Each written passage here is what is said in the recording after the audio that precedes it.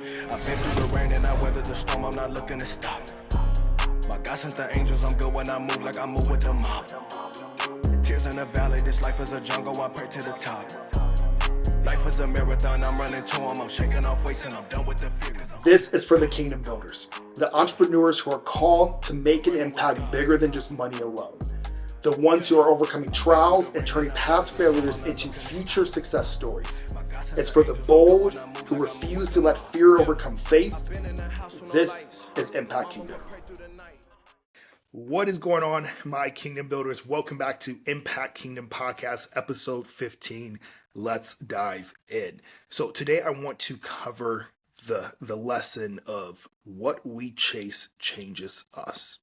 I'll repeat that one more time. What you chase has the power to change you. And the question is it for the better or is it for the worse? Is it for the kingdom or is it for ourselves? And these are things that we have to wrestle with because as faith-led business owners, as faith-led entrepreneurs, we are building something, which means that we are chasing something consistently, right? There's always a new goal. There's always a new mountain. There's always a next milestone. There's always a target to be hit.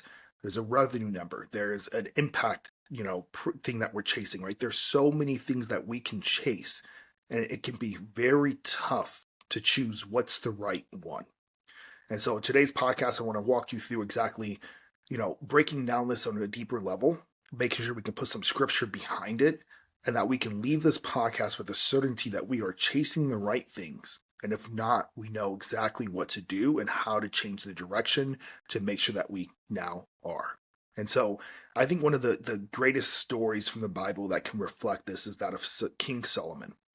And so when we look at King Solomon, we have to kind of look at, how he came to power first and where he came from and what his objective was and what was he chasing.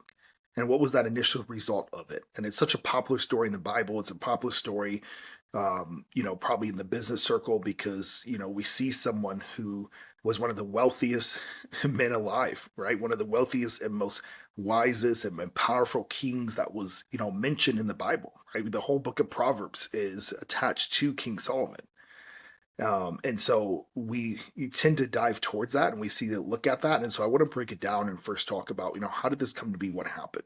And so when we look in First Kings chapter 3, we see what happened here with Solomon and how he first became the wise king. And so we see a young boy that was trying to model after his father, which was King David, right? A man after God's heart. And King David was extremely faithful, right? He followed God's word. He governed his people, right? And this is something that Solomon was able to look up to. And so we see as a young boy, he was looking up to his father. That's what he wanted. And he gets put into this position of power. He gets put into, he's the next king. And we can tell there that there's this overwhelming sense for him of not knowing necessarily how can he fill the shoes of his father. And so we look at this in 1 Kings 3 verse 7. Now, Lord my God, you have made your servant king in the place of my father, but I am only a little child and do not know how to carry out my duties. Your servant is here among the people you have chosen, a great people, too numerous to count or number. So give your servant a discerning heart to govern your people and distinguish between right and wrong. And so when we look at that first part of the verse, right, we see just the honesty in him, right, of not knowing what to do, right? He's overwhelmed. He's only a little child and does not know how to carry out his duties.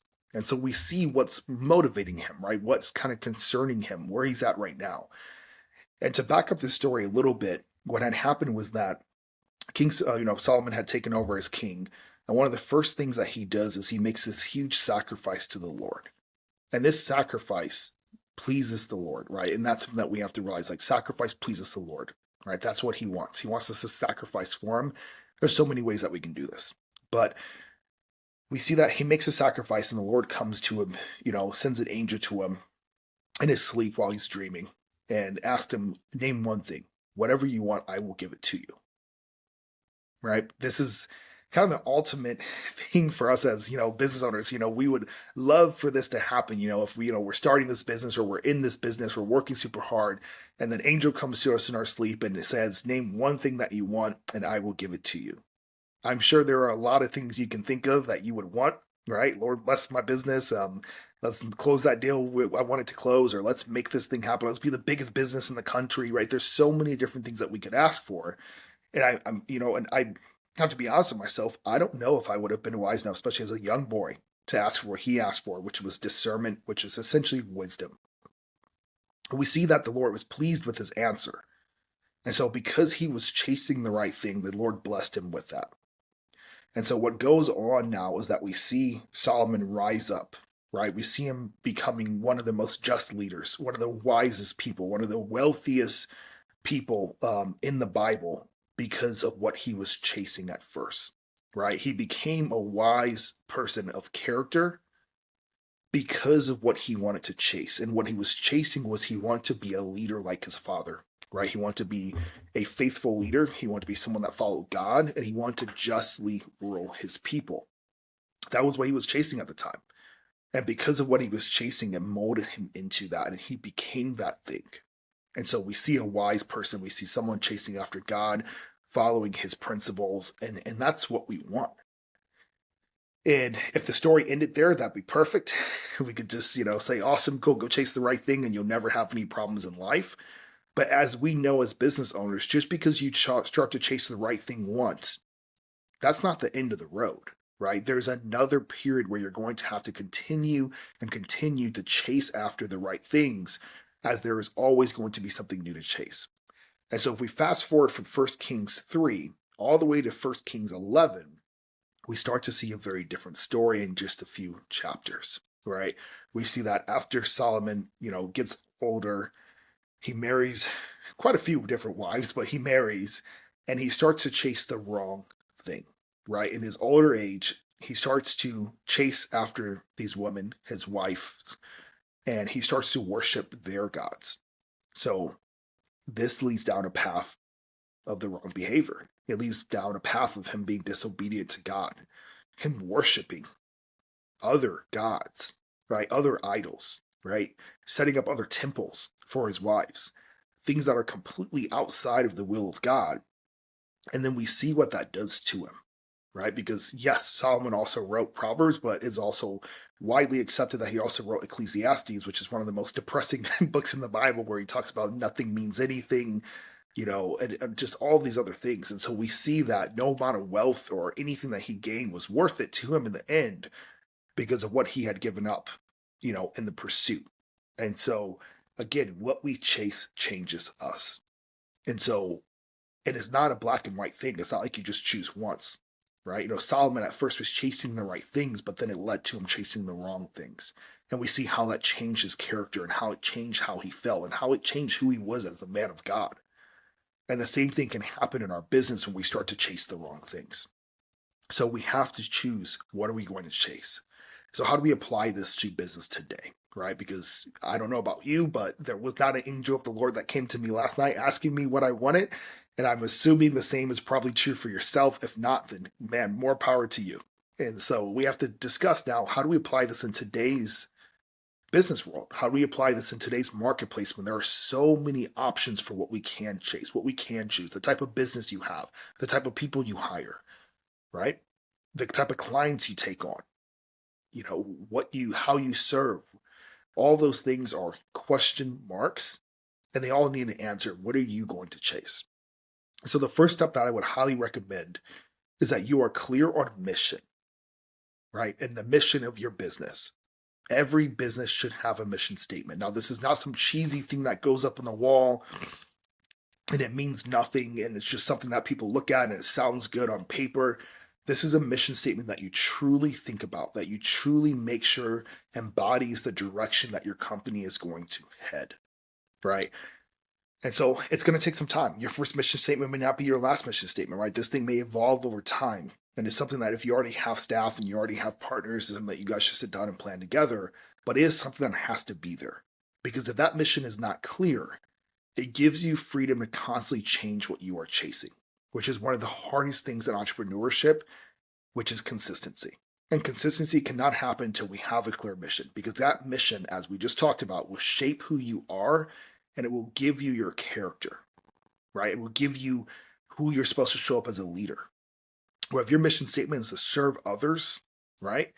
And, maybe that's through your product. For us, for example, our mission statement in our business is to help our clients create an impact, right? Through money, through having time back, right? And then through health in their community, right? Because we work with med spa owners in our business here at Patient Stream. So one of the biggest things that that they do is they provide impact through health and wellness, but we also know they need more financial success, right? So they can have more profits and be an actual business owner, and then also get their time back, so that way they can actually be a business owner but not have to work 12, 15 plus hours per day.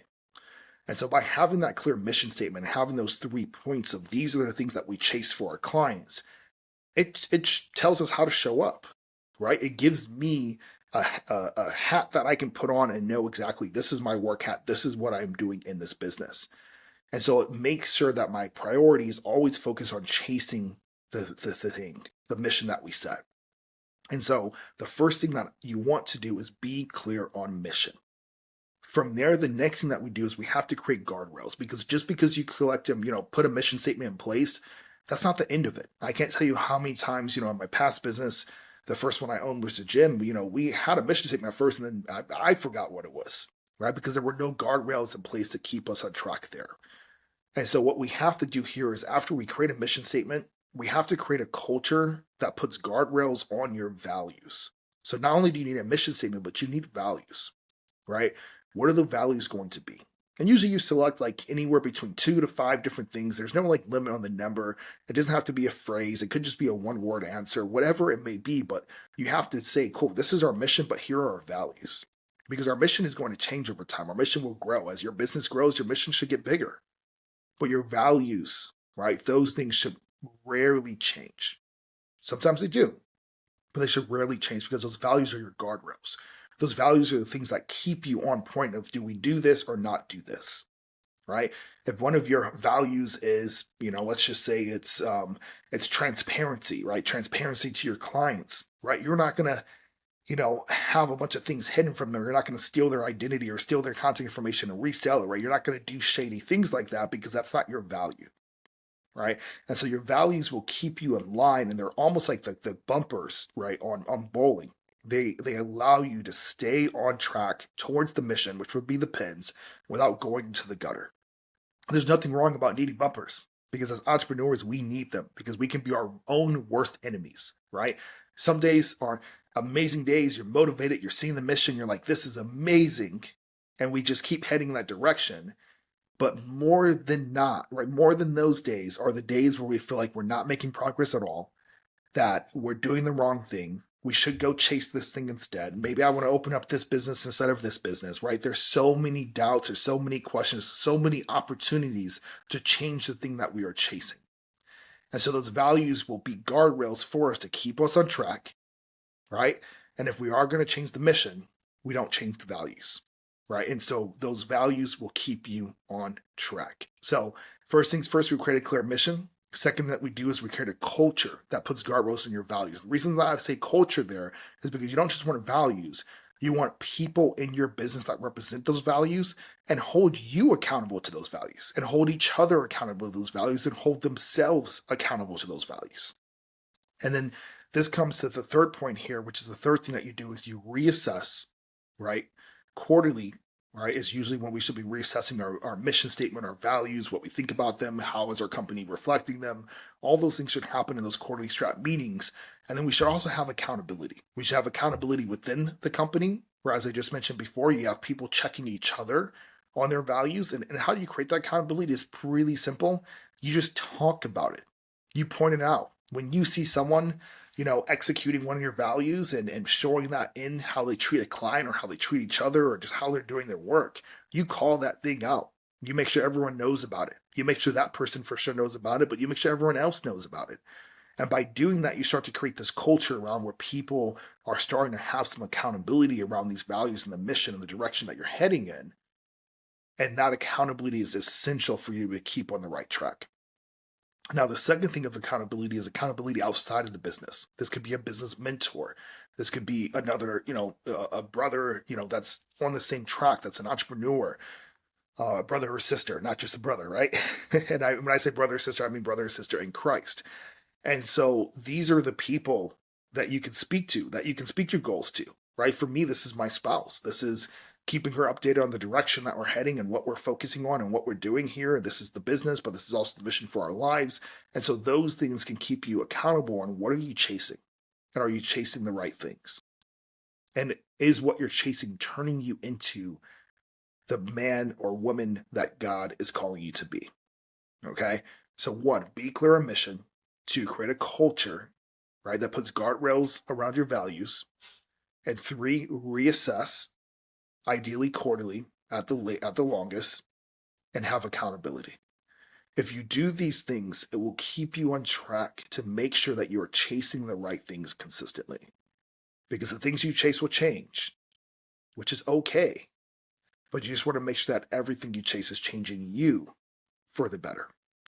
And to close this out, you know, there was a period in my first business, the gym, where I was on fire for helping people. I was on fire for, just people's health and helping them improve and getting their blood work better and just improving the quality of their lives. That's how it started. That's what I was chasing, right? I was chasing to be that guy that can, that can use the skill set that I had with coaching and just knowledge around nutrition and training and fitness and all those different things to improve people's lives. And I remember the passion for that. I would drive to, I started the gym out in a park, right? And we would go set up that park every single time. And it was so much work, but it was so worth it. And I'll never forget it. I joined this mastermind, and there was nothing wrong with the mastermind. It was a business mastermind. It was focused on how to improve marketing and sales, and it was great. But I got distracted because I never put that in the mission statement. I never put it in values. I never identified, hey, what is my main purpose here? What am I doing? And instead of the marketing and the mastermind becoming a tool to, continue to help me chase what I was chasing, it almost became a distraction. And next thing you know, the thing that I was chasing became approval from others in the mastermind, right? Wanting to have numbers bigger than everyone else so that way people looked up to me, right? It was wanting to be the best when it came to marketing and sales. I wanted to close more deals than anyone else in that mastermind group. And those things became the things I was chasing. And because those things do involve the business making more money, it looked like a success from the outside in. But what started to happen is I started to lose that drive and start to lose who I was because I was no longer chasing what I was originally chasing in the beginning, which was to actually just help people. And now what I'm saying here is not that you can't be great at marketing and sales and still help people. You absolutely can, as long as you're clear on the mission and the direction you're headed. Because I could have used those tools to become even more passionate about the mission, right? We could have been more passionate about our program and how we were helping people and changing their lives versus just being solely focused on how do we get more people in the door? How do we get more people in the door? How do I sign up more people? How do I impress other business owners, right? So I could have took those tools and used them for a lot of success in the impact that we were making in the community. But instead, because I did not have a set mission, because I did not have set values, I lost my way. Kind of like King Solomon, right? Ended up losing his way when it came to his wives. And essentially, your business is your wife, right? Or your business is your partner. Your business is the thing that's going to get some of your most attention in life. And so we have to be careful because if not, it will change us. And it changed me. And it did not change me for the better. Right. Next, I was not going to church consistently. Next, I was not serving. I was not doing all the things I want to do to be a better man of God and to be a kingdom builder. And instead, I just became a marketer and a salesperson. And so it changed me, not for the better, and I wouldn't say necessarily for the worse because those skill sets now they're able to be utilized towards the right things because now I am impact focused and focusing on the right thing. But in the moment, it changed me for the worse for sure. And so I would love for you to be able to avoid that. I think we all have our own journeys and we all go through this lesson in some way, shape, or form. But at the end of the day, we have to be careful and realize, what we chase will change us, which means that we have to make sure that we are setting the right goals because those goals will be the foundation for who we are as people, as kingdom builders in the future. All right, guys. Thank you as always for tuning in to Impact Kingdom. I hope you got some value out of this. If you did, I just have one ask for you, which is to hit that subscribe button, drop a comment, create some engagement here, and let's build a community of kingdom builders and let's impact the kingdom. You guys take care. I'll see you on the next one.